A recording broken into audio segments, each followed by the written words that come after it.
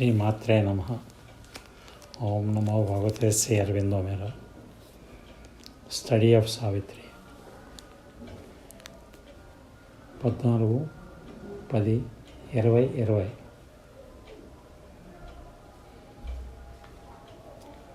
దివ్యాత్మ స్వరూపులైన యోగమిత్రులకు నమస్కరించి study of Savitri book 3 canto 4 సాక్షాత్కారం వరప్రసాదం.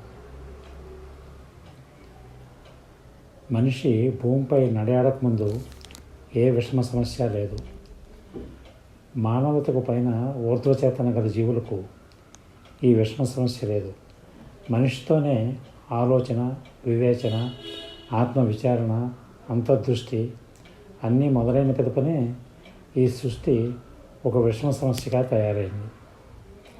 చింతించి ప్రణాళిక రచించు ఒక మెరుపు, వెలుగు రేఖ ఉన్నత స్థలాల నుండి క్రమంగా అంతర్ధానమయ్యే జాడలను విడుస్తూ జీవన క్షేత్ర వాతావరణాన్ని దూసుకుంటూ పోయింది. ఆ చేతన ప్రపంచంలోని జీవుల్లో దాన్ని గమనించి దానికి తగిన విధంగా జాగృతమైన వాడు మానవుడొక్కడే.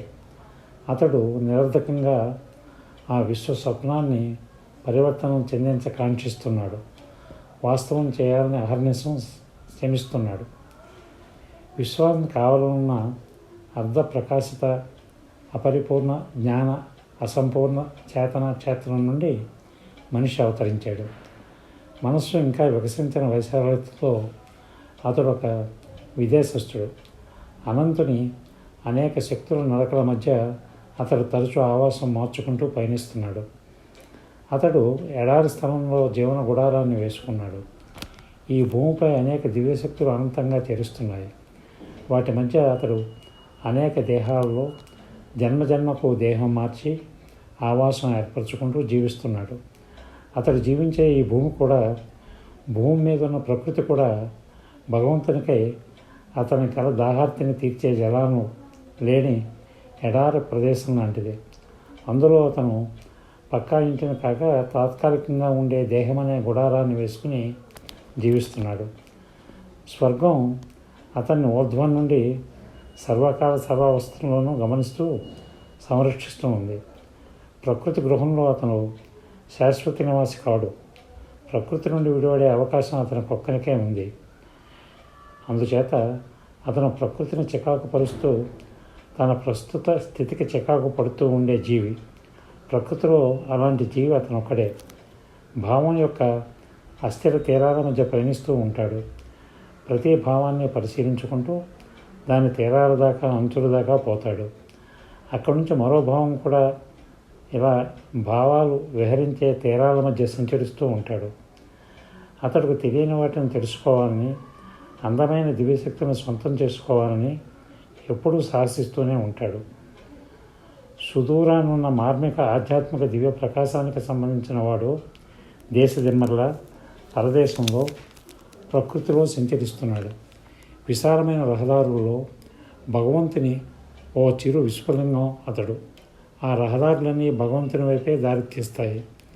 ఆ రహదారులకు చిరు వెలుగులను అందిస్తూ, ఆ వెలుగులకు మూలమైన భగవదగ్ని వైపు పయనిస్తూ మరింతకింతగా వెలుగును సంతరించుకుంటున్న విస్ఫులింగం మానవుడు. అతడి ఉత్సాహానికి, అతని ఆత్మకు సర్వము కట్టకట్టుకుని వ్యతిరేకంగా నిలిచాయి. ఒక అతిమానుష ప్రభావం భగవంతుని వైపు చూచే అతని దృష్టిని అడ్డుకుంటున్నది. మానవుని చుట్టూ ఆవరించి ఉన్న ఆకలి కొన్న బృహత్ శూన్యం నిర్దయంగా అతన్ని మింగివేయాలని చూస్తుంది. శాశ్వత అంధకారం, నిశ్చేతన అతన్ని తన ధృతరాష్ట్ర కవుల్లో బంధించాలని చూస్తుంది. అజేయుడైన విశ్వశక్తులు అతన్ని నడుపు పూనుకున్నాయి, కానీ మోసం చేస్తున్నాయి. పగచల్లారని క్షుద్రదేవతలు అతన్ని నిరోధిస్తున్నాయి. అచేతన ప్రభావం, నిర్ణయాత్మక శూన్యం, నిశ్చేతన, ప్రాకృతిక శక్తులు, క్షుద్రదేవతలు మానవుని భగవంతుని వైపు ఎదగకుండా అడ్డుకుంటున్నాయి. అతని అభివృద్ధిని సమస్తం కుంటుపరుస్తున్నాయి. మోసం చేసి పక్కదారి పట్టిస్తున్నాయి. అడ్డంకులు సృష్టిస్తున్నాయి. జడ సదృశ్యము నిష్క్రియమైన ఒక జగదంతరాత్మ అచేతన నిద్రమతులో జోగుతూ విశ్వక్రియాశక్తి ప్రపంచాన్ని ఆలోచించవలసిన అవసరం లేనిదిగా జీవించతగిన ప్రదేశంగా తయారు చేశాయి. ప్రపంచానికి, తత్వచింతనకు, జీవితానికి మధ్య వైషమ్యాగ్నిని పెంపొందించాయి. పరస్పరం సహకరించుకుని వృద్ధి చెందడం కాకుండా ఒకదాన్నొకటి నిషేధించుకునే స్థితిని కల్పించాయి. జవదాట వీలులేని యాదృచ్ఛికత మృత్యువుల ధర్మాన్ని, అంధకారం యొక్క పునాదులకు సంబంధించిన నిశ్చేతన రూపరాకస సంరక్షిస్తుంది. కాలమాన పరిస్థితుల ద్వారా సాగుతున్న మానవుని సుదీర్ఘ ప్రయాణం మార్గంపై సమస్యలను సృజించే నల్లని ఛాయా సదృశ్యమైన జంతు, మానవ, స్త్రీ స్వరూపాలు పాతాళలోక జీవి, కాలు దిగబడిపోతున్న ఇసుకదారులపై భయంకర పంజాలు విసిరి అంతరాత్మను హతం చేసే మంత్రాలు వల్లిస్తూ వేచి ఉంటుంది. ఎన్నో అంధకార శక్తులు అతనికి ఆటంకాలు కలిగిస్తాయి. అతని దారికి అడ్డంగా నిశ్చేతన మహానిశీది కనిపించకుండా మాటువేసి అనంతంగా సాగిపోయే కాలంలో అతను గడిపే జీవితం ఒక క్షణం లాంటిది. నిమిషాలకు, గంటలకు అతడు ఆహారం అవుతూ ఉంటాడు. ప్రతి క్షణం అతన్ని తినివేస్తుంది. అతని జీవితాన్ని కాలం హరించి వేస్తుంది. భగవంతుని దగ్గర నుంచి సాయం వస్తుందా అనేది ఖచ్చితంగా చెప్పలేని స్థితి. కానీ ప్రతి క్షణం పృథ్వీ మీద అతడు అంధకార శక్తులచే ముట్టడికి గురయ్యే అతడి ఈ అసౌకర్య, ఈ సుఖస్థితుల్లో దిగి వచ్చాడు. అయినా దిగులు చెందకుండా మహోన్నతంగా జీవిస్తూ నిమ్నచేతంలో ఉన్న జంతువుకు పైన భగవంతునికి దగ్గరగా ఉండే ఉన్నత మానవునికి మధ్య అనుసంధానకర్తగా ఉన్నాడు. మనిషి గొప్పతనం మనిషికి తెలియదు. అతని లక్ష్యం ఏమిటో కూడా అతనికి తెలియదు. మనిషికి తను ఎందుకు వచ్చింది, ఎక్కడి నుండి ఎప్పుడు వచ్చింది తెలియదు. అతడు నిజ అస్తిత్వానికి, అతనికి మిగిలిన అంశాలకు, ముఖ్యంగా మన ప్రాణ దేహాలకు ఎప్పుడూ సరిపడదు. అవి ఘర్షణ పడుతూనే ఉంటాయి. అతడు స్వర్గానికి ఎగబ్రాకాలని తన ఔన్నత్యాలపై ఆధారపడతాడు. కానీ అతడికి చేరనీయలేవు సరికదా. పెళ్ళను విరిగి అతన్ని పతనం చేస్తాయి. అతనిలో సమస్త ద్రవ్యరాశి ఇంకా మృగ సంబంధమైన పంకంలో కూరుకుపోయి, జంతు చేతంలోనే కూరుకుపోయి ఉన్నట్టు వల్ల వాటి నుంచి అతడు బయటపడలేకపోతున్నాడు. అతని ప్రకృతిని పాలించేది, ప్రకృతి నియమము కూడా ఒక విచిత్ర విరుద్ధ ద్వైధీభావము, పరస్పర విరుద్ధ శక్తుల విషమ సమస్య క్షేత్రంలో మనిషి శ్రమిస్తున్నాడు. మనిషి స్వేచ్ఛ కోసం అరువు చేస్తాడు. కానీ బంధనాల్లో బందీగా బ్రతకటాకే ఇష్టపడతాడు. బంధనాలు లేకపోతే జీవితమే లేదనుకుంటాడు. కొంచెం వెలుగుగా గుర్తించడానికి, వెలుగును చూడాలని అనుకోవటానికి అతనికి అంధకారం అవసరం అవుతుంది. కొంచెం ఆనందం పొందడానికి, ఆనందం అనుభవించడానికి, ఆనందాన్ని ఆనందంగా తెలుసుకోవటానికి విషాదం అతనికి అవసరం. ఉన్నతమైన జీవితంలోకి ప్రవేశించాలంటే అతనికి మృత్యువు అవసరం ఉంది. మృతి చెందకుండా ఉన్నత జీవితంలో అడుగు పెట్టలేని భావిస్తాడు. కష్టాల కడల నుండి బయటపడటానికి మృత్యువును ఆశ్రయిస్తాడు. అన్ని వైపులకు అతడు చూస్తాడు. ప్రతి పిలుపు వైపుకు తిరుగుతాడు. తను కావాలనుకున్న దాన్ని అతడు అన్ని దిక్కుల్లోనూ చూస్తాడు. ప్రతి పిలుపు తాను కావాలనుకున్నది తనకు ఇవ్వటానికే తను పిలుస్తుంది అనుకుంటాడు. ఖచ్చితమైన దారి చూపే జ్ఞానం అతనికి లేదు. ఏ వెలుగు అనుసరించి నడవాలో ఖచ్చితంగా తెలియదు. తెలియకపోవడమే కాదు, ఈ ప్రకృతిలో అతనికి ఖచ్చితమైన వెలుగు లభించదు. అతని జీవితం ఒక అందుని చేతిలో కర్ర, అందునికి దారి తెలిపే కర్ర. అదో దాగుడు మూతలాట, వెలుగు నూటలో దివబూచులాడే క్షేత్రం. అతడు తనను వెతుక్కుంటూ తన నుండే పారిపోతూ ఉంటాడు. అంతరాత్మను వెతుక్కుంటూ అంతరాత్మకు దూరంగా తీసుకుపోయే పనులు చేస్తాడు. దూరం చేసే వెతుకులాటేది. తన్నే తాను కలుసుకొని మరెవరినో కలుసుకుంటున్నా అనుకుంటాడు. తానెవరో తనకు తెలియనప్పుడు తనను తాను కలుసుకున్నా గుర్తించలేడు. ఎందుచేతనంటే అతనికి తెలిసిన అతనికి కొత్తగా అతను కలుసుకున్న అతనికి ఎంతో భేదం ఉంటుంది. ఎప్పుడు తన జీవితానికి దేన్నో నిర్మించుకుంటూనే ఉంటాడు. ఆదర్శాల భవన నిర్మాణం చేస్తూనే ఉంటాడు. జీవితం సుఖంగా గడపటానికి అతని నిర్మాణానికి స్థిరంగా ఉండే స్థలం మీద కాదు, కాలం పరిస్థితుల మీద ఆధారపడి అతను నిర్మించుకునే జీవన సోపానాలు ఎన్నో ఉంటాయి. కాలంతో పాటు అది కూడా మారిపోతూ ఉంటాయి. మనిషి ఎప్పుడూ పయనిస్తూనే ఉంటాడు, కానీ ఎక్కడికి చేరుకోలేడు. లక్ష్యం లేని పయనం వల్ల ఎక్కడికి చేరుకోలేడు. అతడు ప్రపంచానికి మార్గం చూపుతాడు, ఎటు నడవాలో ఎలా నడవాలో చెప్తాడు, కానీ తనకు తాను మార్గదర్శకం చేసుకోలేడు. తనంటే ఏమిటో తెలియని తనను మార్గదర్శనం ఎలా చేసుకోగలడు? అతను తన అంతరాత్మను రక్షించుకుంటాడు, కానీ తన జీవితాన్ని రక్షించుకోలేడు. జీవితాన్ని పణంగా పెట్టి అంతరాత్మను రక్షించుకుంటాడు. సమస్యల నుంచి జీవితాన్ని రక్షించుకోలేడు. అజ్ఞానం నుంచి జీవితాన్ని రక్షించుకోలేడు. మనిషి అంతరాత్మ ప్రసరించే వెలుగును మనస్సు నిలుపుకోలేదు. దూబరా చేస్తుంది, నెమ్మదిగా కోల్పోతుంది. అతను నేర్చుకున్నదంతా అతనికే సందేహం కలిగిస్తుంది. ఈ రోజున కనుక్కున్నది రేపటికి సందేహాస్పదంగా తయారై ఆ తర్వాత అసత్యంగా మారిపోతుంది. ఆకాశంలో కనిపించే సూర్యుడు కూడా తన ఆలోచన ఫలితమే అనుకుంటాడు. సూర్యుడే అతనికి అలా కనిపిస్తే ఇక వెలుగు ఎక్కడి నుంచి వస్తుంది? అంతరాత్మ మనలో ఎన్నటికీ క్షీణించని వెలుగును ప్రసరింపచేసే సూర్యుడు ఆ అంతరాత్మ సంశయిస్తూ ఆ వెలుగును తన భావాల ఫలితమని అనుమానిస్తున్నాడు మనిషి. అటువంటప్పుడు ఇక ఏ వెలుగులో అతను తన జీవితాన్ని చక్కదిద్దుకుంటాడు? అందుచేత తనకంతా నీడై, వెలుగు లేదు. అతనికి ఏదీ సత్యం కాదు. మనిషి తాను ఏం చేస్తున్నాడో తనే తెలియకుండా, లేదా ఏ వైపు ఏ దృక్పథంతో పయనిస్తున్నాడో కూడా తెలియకుండా ముందుకు సాగుతున్నాడు. అజ్ఞానంతో అజ్ఞానాన్నే పదార్థంగా తీసుకుని అతని సృష్టిలో నిగూఢంగా ఉన్న సత్యాన్ని తెలుసుకోవటానికి తాంత్రిక యంత్రాలను తయారు చేస్తాడు. సత్యాన్ని గుర్తించడానికి అజ్ఞాన సంకేతాలను తయారు చేస్తాడు. తారాబలాన్ని బట్టి బతుకు మంచి చెడులు ఆధారపడి ఉంటాయని గుణదోషాలను నక్షత్రాలకు, నక్షత్ర రాశులకు అంటగడతాడు. వివేకం తన మేలు ముసుగులో నుండి అతను ఆకర్షిస్తుంది, కానీ ముసుగు వెనుక గల మోమును అతను ఎప్పుడూ చూడలేడు, చూడాలని కూడా అనుకోడు. ముసుగు నుంచే దక్కే జ్ఞానంతోనే సంతృప్తిపడి అక్కడే ఆగిపోతాడు. ఒక బ్రహ్మాండమైన అజ్ఞానం అతని సాంప్రదాయాన్ని, ఆచారాలని ఆవరించి ఉంది. అతను వేటిని జవదాటని సాంప్రదాయాలు అనుకుంటున్నాడో, అనులంఘనీయ ఆచారాలు అనుకుంటున్నాడో అవన్నీ అజ్ఞానంలోనికే, అజ్ఞానమయమైనవే.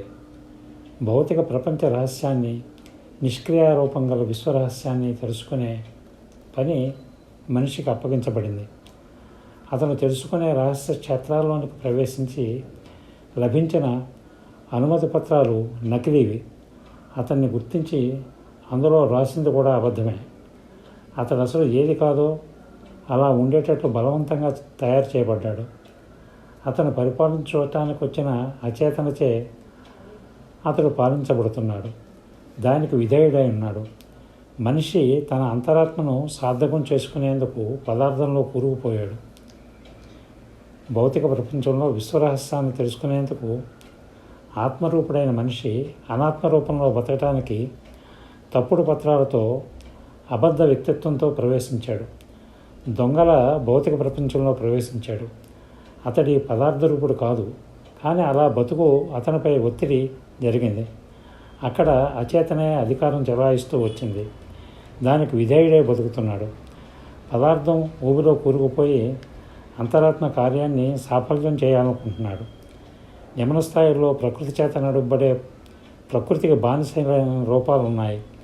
ప్రకృతికి బానిసలైన జీవులు, పశుపక్షాదులు భూమాత శక్తులను ఉపయోగించే సామర్థ్యం కలవు కావు.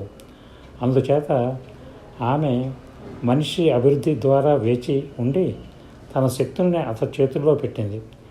ప్రకృతిలోని శక్తులు, పదార్థంలోని సంపదలు అనేకం మనిషికి హస్తగతమైనాయి. అతడు భూమాత, ప్రకృతి తనపై ఉంచిన నమ్మకాన్ని ఎంతో వ్యయప్రయాసాలు కూర్చి ఒమ్ము కాకుండా కాపాడుకున్నాడు. అందుకు అతని మనస్సు అతనికి తగిన వెలుగు చూపలేకపోతున్నది. కొంతవరకు అతనికి ఉపయోగపడినప్పటికీ తరువాత మార్గాల్లో అతనికి చాలినంత వెలుగునివ్వలేకపోతుంది. ప్రపంచ అంధకారంలోనికి జ్ఞానం ప్రవేశించి సంఘర్షణ, ద్వేషం నెలకొని ఉన్న జీవన క్షేత్రాన్ని పాలించడానికి, ఇష్టపడటానికి మనిషి తన ఆలోచనను, సంకల్పాన్ని ఒక విచిత్ర ద్వారంగా చేయటానికి ప్రాణాన్ని ఆలోచనగలదిగా, భౌతిక పదార్థం సంవేదించగలిగినదిగా ప్రకాశింపచేస్తూ ఊగిసలాడే హేతుబుద్ధి సాయంతో నెమ్మదిగా పనిచేసే సంశయాత్మక మస్తిష్కంలో అతను శ్రమిస్తున్నాడు. దివికి భువికి మధ్య సమన్వయం సాధించలేని, రాజీ కుదర్చలేని పదార్థంతో సహస్రవిధ బంధనాలతో బంధించుకుని మనస్సు అయినా ఒక సచేతన దేవునిగా తను తాను ఉద్ధరించుకుంటాడు. మనిషికి వివేక వైభవం వెల్లివిరిసిన, వీర్యము జీనులు ఫలితమైన ఈ మనిషి ఉన్నత మనస్సు, ఆత్మలు ఒక గొప్ప వెలుగును ప్రసరింపచేసిన పదార్థము, వాయువుల నుండి పరుసవేది హస్తాల్లో అద్భుతంగా తయారైన మనిషి జంతు సంబంధిత క్రిమి కీటకాల ప్రాకులాటల్లో భాగం పంచుకుని అతని జీవితం ఇంకా మానవ మధ్య మార్గంగానే సాగుతుంది. అతడు తన దేహాన్ని మృత్యువుకు, బాధకు కాదనలేక గురి చేస్తూ అతని మీద మోపబడిన అధికమైన భారాన్ని, పదార్థాన్ని నిషేధిస్తాడు. మేధోపరంగా మనిషి ఎంతగా అభివృద్ధి చెందినా అతని దేహం బాధను అనుభవించక తప్పదు. మృత్యువు వాతపడక తప్పదు. చివరు అధిక భారంగా తయారైన పదార్థాన్ని నిషేధించి అందులోంచి బయటపడ చూస్తాడు. జీవితం నుండి నిష్క్రమించాలని చూస్తాడు. మహిమలు జరుగుతాయనే నమ్మకం లేని నిత్యశంకితుడై ఆత్మకు నిగూఢ శక్తి ఉందని నమ్మని మస్తిష్కం వల్ల ప్రతిదాన్ని విచక్షణారహితంగా ఆత్మ అని నమ్మే హృదయం వల్ల నిర్వీర్యంగా తయారైన మనిషి ఎక్కడ మొదలైందో అక్కడే అంతమయ్యేటట్లు ప్రపంచాన్ని విడిచి వెళ్ళిపోతాడు. తన పని పూర్తి కాకుండానే అతడు ప్రపంచాన్ని వదిలేసి అందుకు బహుమతిగా స్వర్గాన్ని అందుకోవాలనుకుంటాడు. ఈ విధంగా అతను సృష్టి యొక్క పరిపూర్ణతను చేరుకోలేకపోయాడు. మనిషి మనిషిగానే ఎప్పటికీ మిగిలిపోయే స్థితి దాపురించింది. అతడు తన ధ్రువతారను అందుకోలేక మధ్యదారిలోనే ఆగిపోయాడు. బహుకాలం నుండి సాగుతున్న ఒక బృహత్తర నిరర్ధక ప్రయోగం ఒక నిరుపయోగ సంశయంగా రూపుదిద్దుపడి ఒక ఉత్కృష్ట మనోదర్శనం ఈ ప్రపంచం, ఈ మానవ జీవితం. ఈ ప్రపంచ జీవనం తన గమ్యాన్ని ఎరుగదు కనుక తడబడుతుంది. తెలియని ప్రమాదకర క్షేత్రం వైపు ఎప్పుడు అలవాటైన వంకర టింకర దారిలో సాగుతుంది.